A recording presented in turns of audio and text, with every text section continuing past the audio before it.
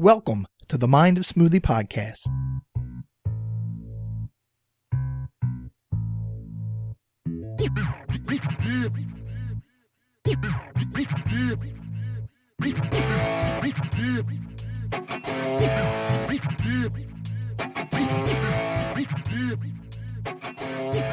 You are now tuned in and listening to the Mind of Smoothie podcast.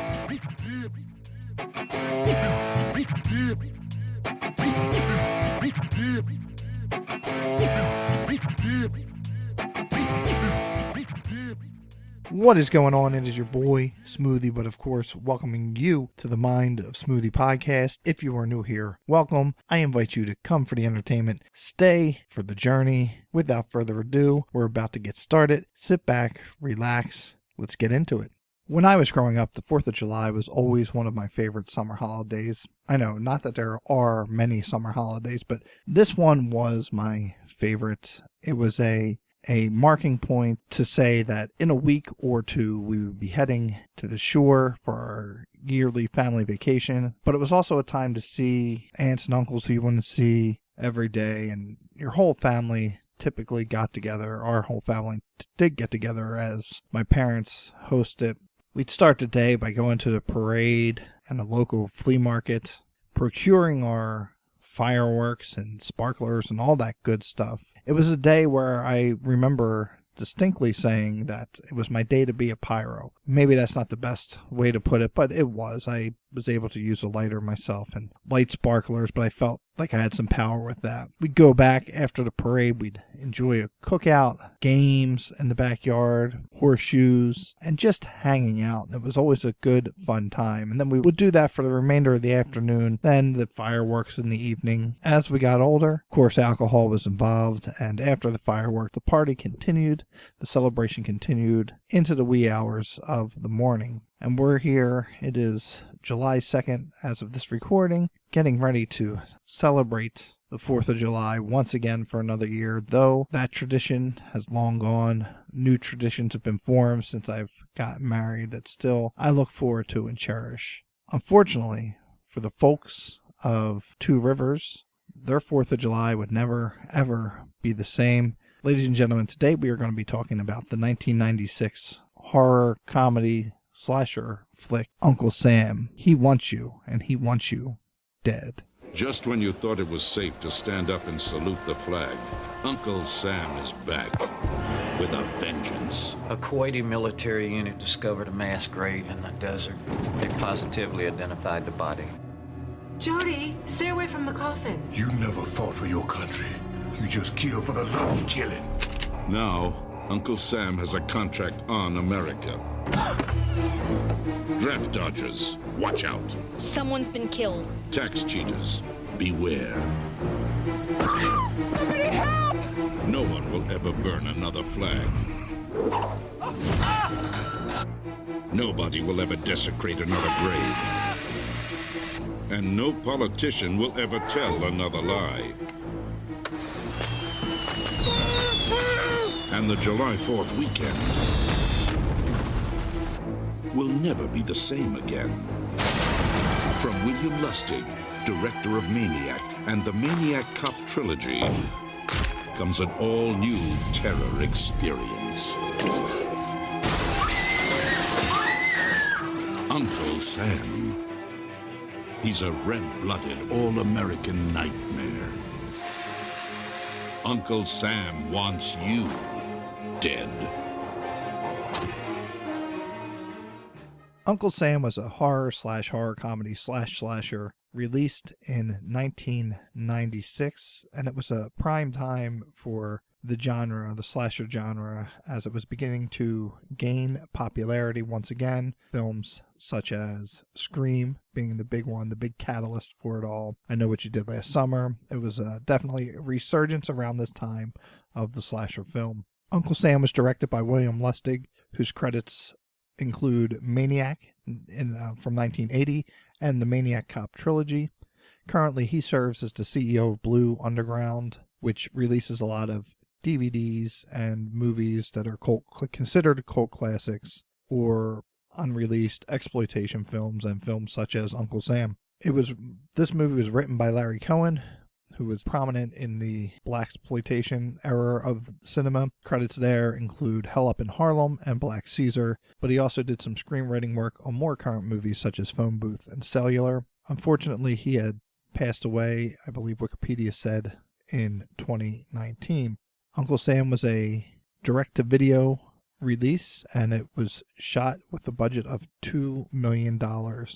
Uncle Sam tells the story of Master Sergeant Sam Harper, who was gunned down over the Kuwait desert, presumably by friendly fire. After a year or so, his remains were recovered and sent back to his family in the town of Twin Rivers. They don't state the state which it was, but Wikipedia linked it to being Twin Rivers, New Jersey. More or less, it shows the parallels of small town, suburban, Independence Day or 4th of July traditions. And because in a lot of these places, they are considered, and much like my experience, to be a big deal that people look forward to each and every year.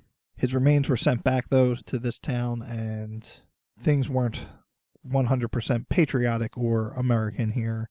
Only one person, Uncle Sam, could right those wrongs and correct those injustices. That's what we're looking at as far as the story goes and what it's about. This town of Twin Rivers would never be the same and never look at the 4th of July the same way again after this year. I picked out a handful of cast members here. There was a lot of credits. Some of the names looked vaguely familiar to me, but they didn't stand out, and I didn't dig in to see what they were in or what they were most notably known for, but I picked a handful of what I felt to be the important characters, so we're going to talk about them right now. The first being David Freilich. He played the role of Sam Harper, aka Uncle Sam. He has some credits to his name, of course. His most notable credit, however, is playing the role of Larry Wharton on the CBS soap opera Young and the Restless. He also played alongside Nicolas Cage in Gone in 60 Seconds and did some work with Jean-Claude Van Damme. This all, again, according to Wikipedia. Christopher Ogden, who played the role of Jody Baker, Sam's nephew. His most notable credit, at least that stood out to me, was playing the young Steve-O in the film SLC Punk, which starred Matthew Illiard, and Matthew Illiard played the lead role of Steve-O in that movie. Christopher Ogden played his younger version. Then we have Leslie Neal. She played the role of Sally Baker. She was the mother to Jody, sister to Sam. She had many TV roles, including some roles on Seinfeld and Dallas, a whole lot of credits on TV.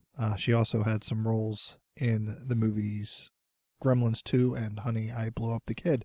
Next we have Anne-Marie Tremko. She played Louise Harper. Louise was the widow of Sam Harper.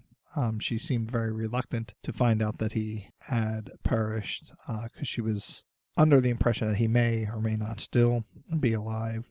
Her most notable role, she had small roles here and there on different TV programs. Her most notable was playing the role of Leslie Burke on Saved by the Bell, The College Years. It looks like, if I'm remembering correctly from looking at Wikipedia, she's not really active anymore in acting as of now. It looks like her last role was in 2003. Then we have Isaac Hayes, who played the character of Jed.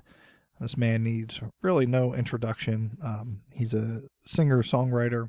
Notable credits. I mean, he has a lot of songs notable for the theme to Shaft. He has a lot of acting roles, too. They might be smaller parts. A couple of the ones that stood out to me were the movie CB4, Robin Hood Men in Tights, which he played the role of a sneeze.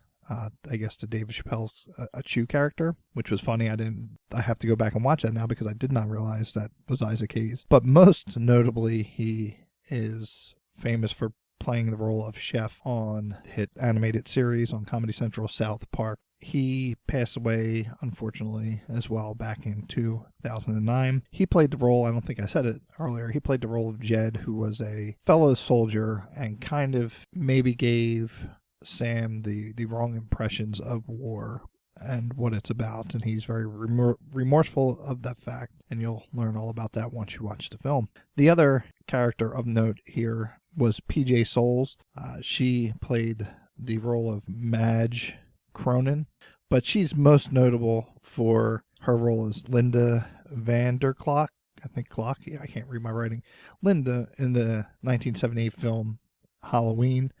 She was the one who got killed after her boyfriend got killed, who was wearing the ghost mask. And she, has a lot of roles in horror films, but she also was in, which I didn't realize, the movie Stripes, which was in the 80s with Bill Murray, and The Devil's Reject. So there's a list or a look at some of the cast. It's quite an impressive cast. Like I said, take the time to maybe go to the Wikipedia page, and maybe I missed some people who are prominent. Again, I kind of wanted to get this episode out by the 4th of July and kind of ran down to the last minute, so it is kind of rushed.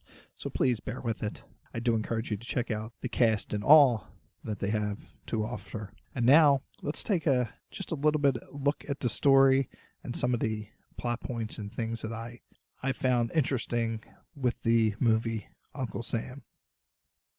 When I sat down and thought about what the next topic I should cover here on the Mind of Smoothie podcast was, I remembered back to 2020, and the last episode that I released was the episode where I talked about My Bloody Valentine, and of course that was released shortly after Valentine's Day. So I said, wouldn't it be fun to release a new episode dealing with a horror movie that has to do with Independence Day or the 4th of July? And as I Googled around to try and find some movies, I came across Jaws. Of course, that's probably the most prominent one. Then there's more recent films such as I Know What You Did Last Summer. And I know even just in terms of the date-wise within the movie, Return of the Living Dead, which takes place on July 3rd.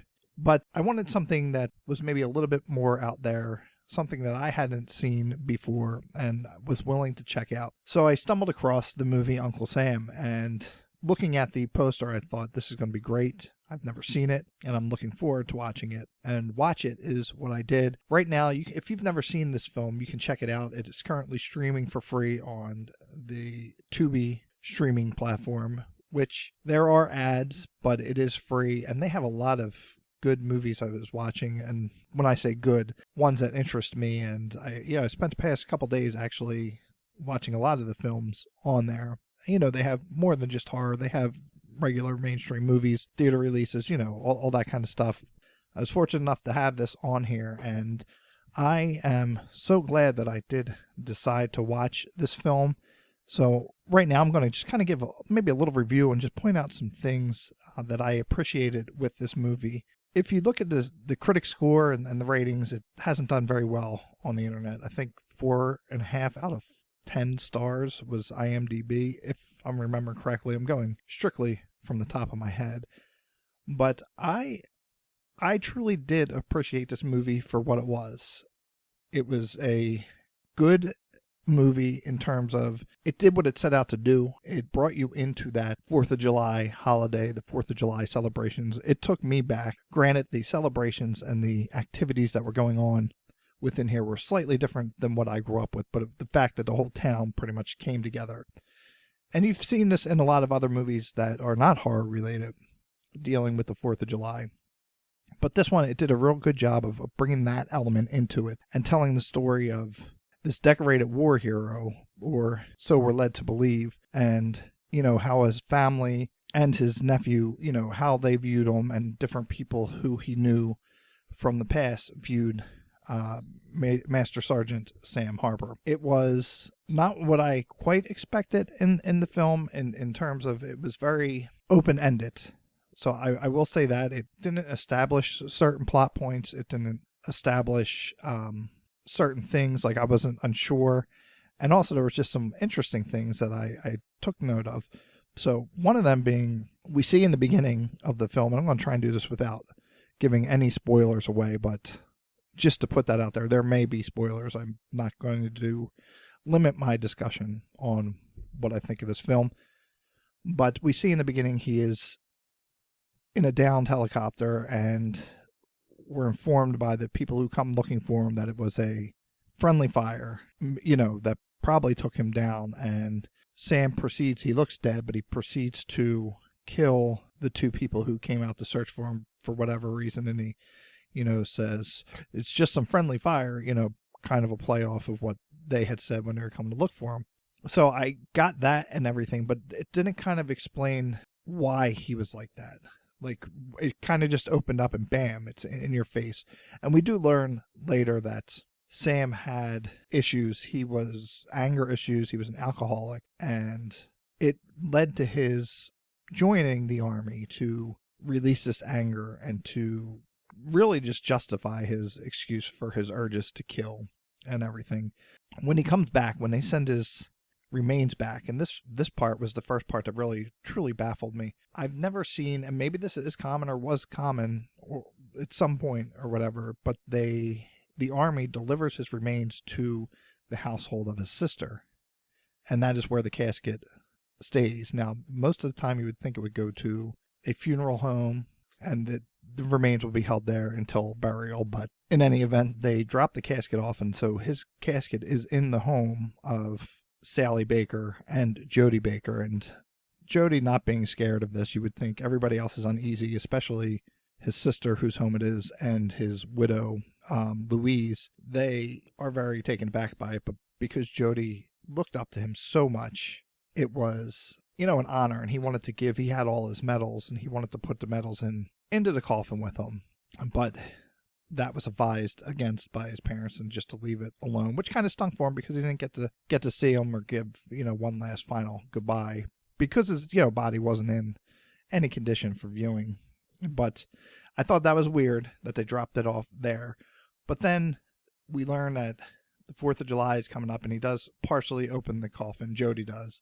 And they show a scene in the cemetery where he is to be buried, and there's 3 teenagers drinking, burning an American flag, desecrating tombstones, putting a swastika on it because 90s, I guess, didn't quite understand a thing.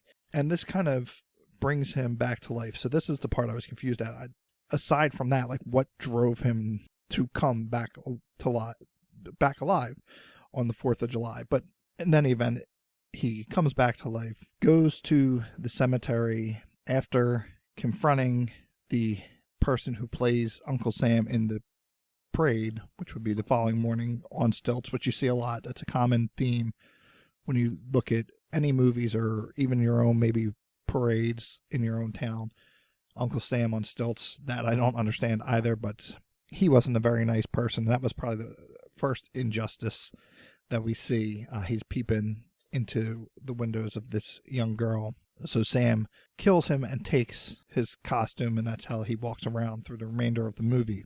We see him go through and take vengeance across the town, and I found it interesting. Here's another point. So we go back, then we come to the next day at this fair, and one of the teens who was in the cemetery the previous night, who did get away, was slated to sing the national anthem. So he does it in a very mocking and disrespectful way. So they pull him off stage and continue to sing. But it struck me as odd because he continues to stay there and be part of the festivities. You see him later on participating in the potato sack race. And I was like, why wouldn't they just take him out? But so little things like that kind of didn't make sense to me. But I guess in terms of just to keep the film moving and to keep things going. Now, stepping back a second too, I also didn't understand why Sam's body had returned a few days before the 4th of July, and they had a little funeral in the home, but they never took him to the cemetery to be buried. So I don't even understand why that was even a thing, why he was still there. I guess plot points, so to keep him there. Pretty much the movie, that's how it goes through. He exacts revenge and to these people who were disrespecting the American way, who are going against what he believes to be patriotic and American values. We learn later on, because Jody is still not believing that his uncle would be capable of doing this, because it's brought to light by this other child, Barry Cronin, who, again, it was another plot point. He was blind and in a wheelchair, and this was who PJ Souls played the mother to. She wanted to show them, and I guess something happened the previous year at the 4th of July, but they never went into it. So you have him burned up and you're led to believe it was a fireworks incident. And Sam kind of makes a telepathic connection to him, and he says that he's going to exact revenge on these kids and everything. So I don't know if it was the same kids that we see get taken out in the cemetery the night before and the one from the that day, but it was kind of left open, so I didn't quite understand that. But when it comes to light that it is the possibility that Sam has come back and is doing this, Jody had a hard time believing it until his mother and his aunt, Louise Harper, say what a horrible person he was. And Louise was at this time seeing the deputy of the town, but she was very much scared that he was still alive regardless and still fearful for her life. He was an alcoholic and very abusive to her. And Sally, Jody's mother, says that growing up, he did unspeakable things to her and abused her, and they were all very glad that he was gone. But when they saw this trend and were informed of this, they put two and two together and realized that he had come back from the dead to finish out, and mainly come back for Jody because Jody could be easily manipulated. Again, it's bizarre, but it got very dark very quick, which leads to probably one of the final pieces of the puzzle here, because the movie ends and Jody is done with his army stuff and he's burning it, all these G.I. Joes, and it kind of made me cringe a little bit thinking about how much that money they would be worth now, like some of these vehicles and stuff, because it was all legit G.I. Joe action figures. But it leads you to believe that Jody was not just Sally's son, but possibly actually Sam's son by way of incest. So it got really dark really quick. But all in all, that, there were just some things of note, and there was one goof that I caught. There may be others, but near the end there's a dialogue between Jody and Sam in Louise's house and Sam's house. And he was standing by the door, Jody was, and the front door, and if you look over his left shoulder, you see I'm assuming to be a crew person sitting on the couch, almost looking like he's sleeping, and you see him twice. So I don't know if they didn't realize he was sitting there or whatever the case may be, but you can clearly see this person sitting there who definitely didn't belong in this scene. And that's it. That's the movie in a nutshell, pretty much. Sorry if I did spoil it, but I do highly recommend you watching it. It's good. I'm actually probably going to watch it again on the 4th of July on a big, and pay better attention, because I kind of was watching it in the background while I was doing some other things. But the other thing to note, too, I real quick have to talk about Jed, the character played by Isaac Hayes. The whole time, especially when he was dealing with Jody and Barry, I just finished playing South Park, A Stick of Truth video game, and I just kept, hearing the parts with the chef, oh, hey, kids, and run along, children, and, his chef isms that you would hear from there. And a couple times it sounded very close to that, but I kept waiting and just kept seeing him as chef, and that's it, and hearing his chef songs and talking about his salty balls. Yeah, but it was good. It was good to see him, though, and he was probably at least not sight unseen, but probably the most prominent person in the show. So that's my little review, my little recap and rundown of things about the movie Uncle Sam. Sorry, this kind of long-winded, but again, this was all rushed at the last minute, and I wanted to get it out for the 4th of July, in which I think I am going to hit that deadline, so you all can enjoy your 4th of July holiday with Uncle Sam. That's it. Check it out. And that's going to do it for this week's episode. I hope that you enjoyed the show, and let's continue the discussion in the Mind of Smoothie and Podcast Friends Facebook group. You can also check out and like the Mind of Smoothie Facebook page. Other places you can find me on the internet are Instagram, Twitter, and YouTube at Mind of Smoothie. Also, be sure to check out mindofsmoothie.com to keep up to date on all the things and goings on in the Mind of Smoothie. That's going to do it. Take care, and we will talk on the next episode.